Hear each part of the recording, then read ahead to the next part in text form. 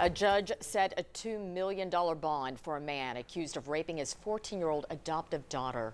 41-year-old Randall Pruitt was in Monroe County Court today. It's the first time we've seen him since his arrest last week. His daughter was missing for more than 2 weeks. Authorities found her in Wisconsin, and that's where another man is also facing charges in the case. 31-year-old Brian Rogers is charged with sexual exploitation of a child. Court documents show he asked that teenager to record her adoptive father raping her and then send it to him.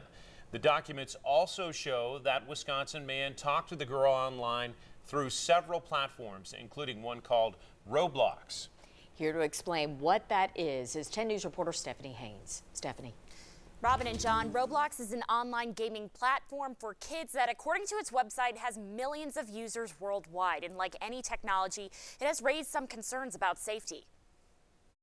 Court documents show 31-year-old Brian Rogers of Wisconsin communicated with a Monroe County teenager through an app called Roblox.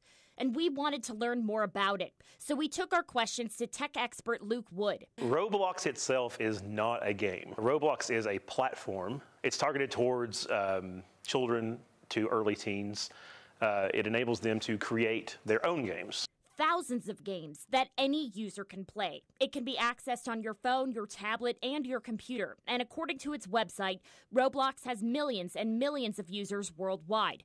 Wood said Roblox is pretty diligent about safety and parental controls. It guards against language. It tries to watch out for bullying. And like any technology, there are potential dangers. It does have a chat function. The chat is moderated, but that does not stop people from encouraging you to use a third-party chat app outside of the Roblox platform. Last year in North Carolina, a mother said she discovered her 7-year-old daughter's characters or avatars on Roblox being sexually assaulted by other characters. Roblox said it took steps to ban the player and add safeguards. Still, Wood says it's all a constant lesson about kids and online safety. Who are they talking to? What information are they giving? You know, have you sat down with your kids and had conversations about this is what is private information?